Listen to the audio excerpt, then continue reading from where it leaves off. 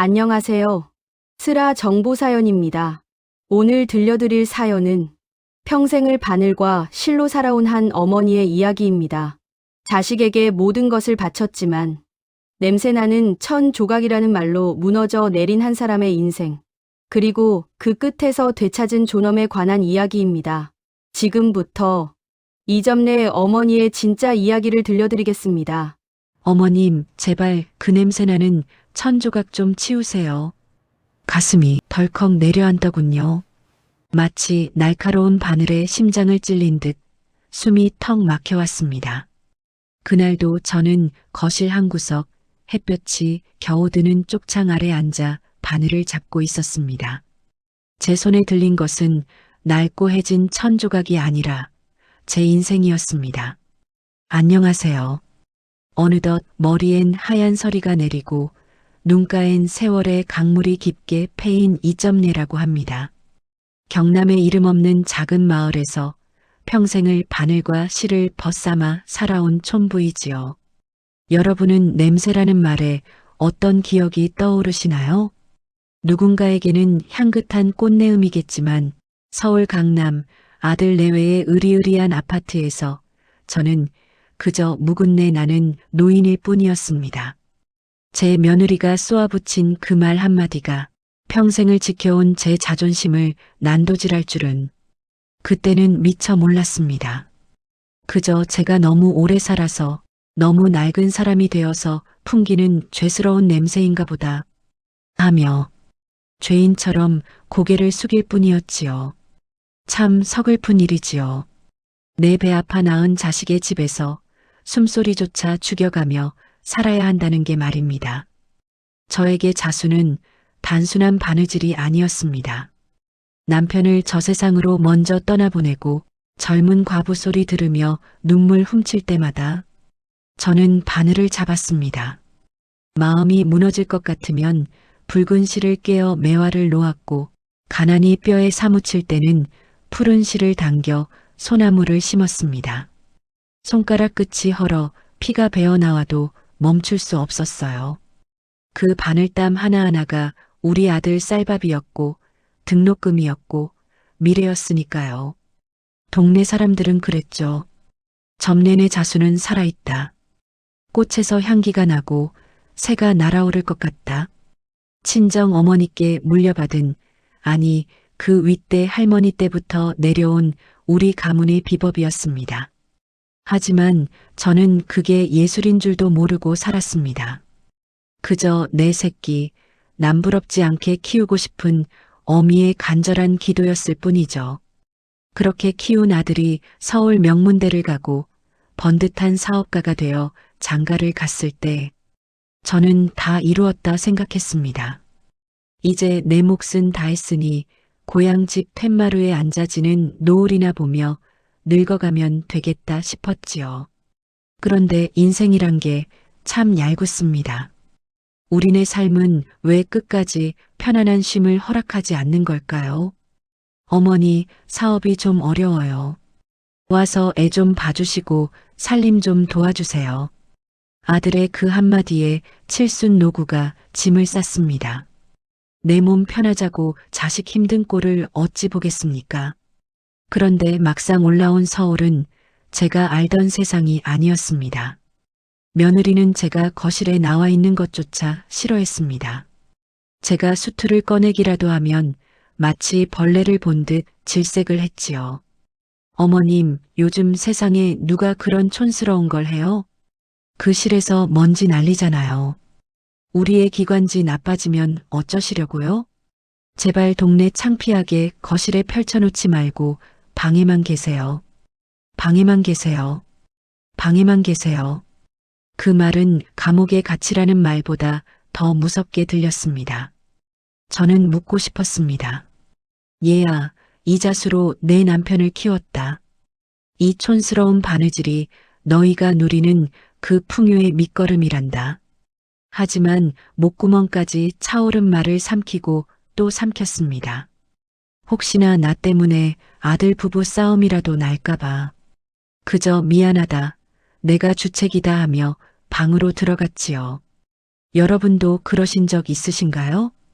자식 눈치 보느라 하고 싶은 말 다 못하고 가슴 치며 돌아선 밤들.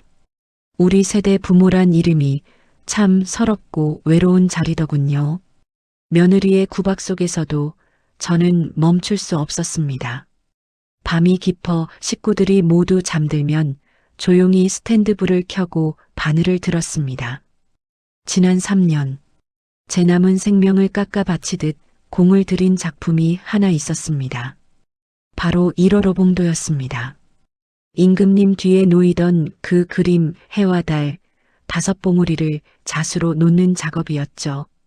눈은 침침하고 손은 떨려왔지만 이상하게도 바늘만 잡으면 마음이 고요해졌습니다. 이 한 땀은 먼저 간 남편을 위해, 이 한 땀은 고향 산천을 위해, 그리고 마지막 한 땀은 언젠가 내 진심을 알아줄 누군가를 위해. 그것은 단순한 천 조각이 아니었습니다. 제가 살아온 70년 세월의 기록이자 말라버린 제 영혼에서 피어난 마지막 꽃이었습니다. 하지만 며느리 눈에는 그저 돈 안 되는 짓거리, 궁상맞은 노인네의 집착으로만 보였나 봅니다. 가치라는 건 알아보는 사람의 눈에만 비치는 보석 같은 것일까요? 그날은 유난히 햇살이 좋은 오후였습니다. 며느리가 친구들을 불렀더군요. 이른바 강남 엄마들 모임이라고요.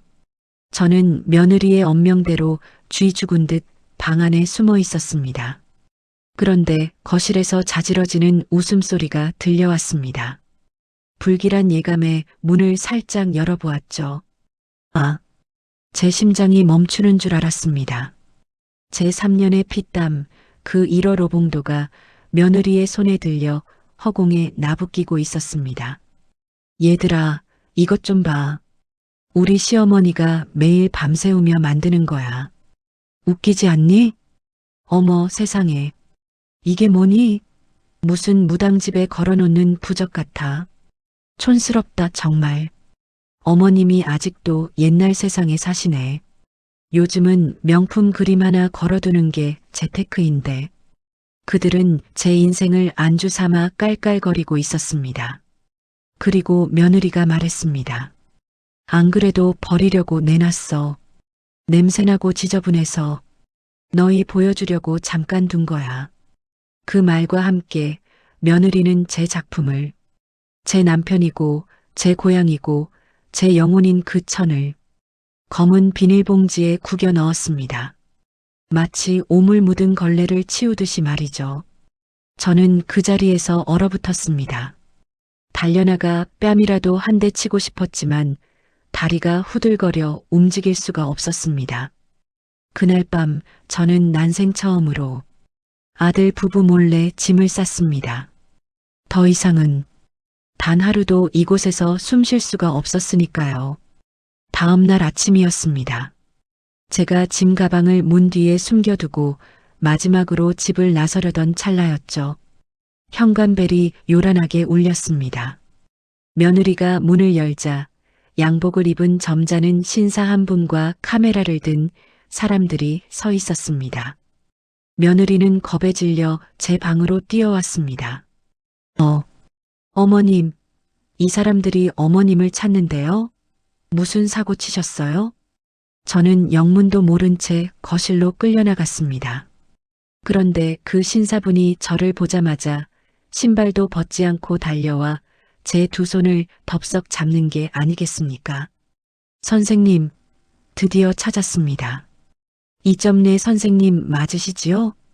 알고 보니 그는 국가유산청 관계자와 전통예술학과 교수님이었습니다. 제가 몇 년 전 고향 마을회관 전시회에 구색 맞추기로 냈던 작은 백앤모 자수를 우연히 보게 되었는데 그 기법이 조선시대 궁중 자수의 맥을 잇는 유일한 기술이라며 저를 찾아 전국을 뒤졌다는 겁니다. 선생님, 이건 기적입니다. 선생님의 자수는 문화유산입니다. 저희가 이번에 국가무형문화재 지정을 추진하려고 합니다. 거실에 정적이 흘렀습니다. 며느리의 입이 딱 벌어져 다물어지지 않았습니다. 교수님은 흥분된 목소리로 물으셨습니다. 선생님, 혹시 최근에 작업하신 대형 작품이 있다고 들었습니다. 이웃 할머니께 전해 듣기로는 1호 로봉도를 만들고 계셨다던데 그걸 볼 수 있을까요? 그 작품만 확인되면 무형문화재 지정은 확실합니다. 가치로 따지자면 수천만 원이 아니라 값을 매길 수 없는 보물이 될 겁니다. 순간 며느리의 얼굴이 백지장처럼 하얗게 질렸습니다. 그녀의 시선이 다급하게 현관 쪽 쓰레기 분리수거함을 향했습니다. 저는 며느리를 한번 쳐다보고 교수님을 보며 담담하게 말했습니다. 아, 그 걸레 같은 천조각 말입니까?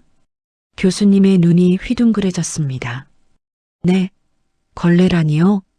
제 며느리가 그러더군요. 촌스럽고 냄새난다고요. 그래서 방금 쓰레기 봉투에 담아버렸습니다. 뭐라고요? 교수님의 비명 같은 고함이 터져 나왔습니다. 그 귀한 걸 버리다니요. 그게 어떤 작품인데. 안 돼. 며느리는 비명을 지르며 맨발로 아파트 복도를 뛰쳐나갔습니다. 엘리베이터도 기다리지 못해 계단으로 구르듯 내려가더군요. 뒤늦게 퇴근에 들어오던 아들놈이 그 광경을 보고 무슨 일이냐며 뛰어들어왔습니다. 상황을 전해 들은 아들의 얼굴이 불그락푸르락해졌습니다. 당신 미쳤어? 엄마 작품을 버려? 그게 얼마짜린데? 아들은 저를 걱정하는 게 아니었습니다. 그저 날아가 버린 돈이 아까워 고래고래 소리를 질렀습니다. 창문 밖을 내려다보니 명품 옷을 입은 며느리가 쓰레기 집화장 안으로 들어가 봉투란 봉투는 다 뜯고 있었습니다. 하지만 어쩌죠? 이미 30분 전 쓰레기 수거 트럭이 다녀간 뒤였는걸요. 쓰레기 더미 속에 주저앉아 통곡하는 며느리를 보며 저는 이상하게도 눈물 한 방울 나오지 않았습니다. 오히려 체증이 쑥 내려가는 듯 가슴이 시원해지더군요. 이미 엎질러진 물입니다. 그 작품은 사라졌지만 제 손끝의 기술은 아직 제게 남아있으니까요. 저는 그 난장판 속에서 미리 싸둔 짐 가방을 들고 조용히 현관을 나섰습니다. 아들이 제 바짓가랑이를 잡으며 매달렸습니다. 어머니, 가시긴 어딜 가세요. 다시 작품 만드시면 되잖아요. 저희가 잘 모실게요.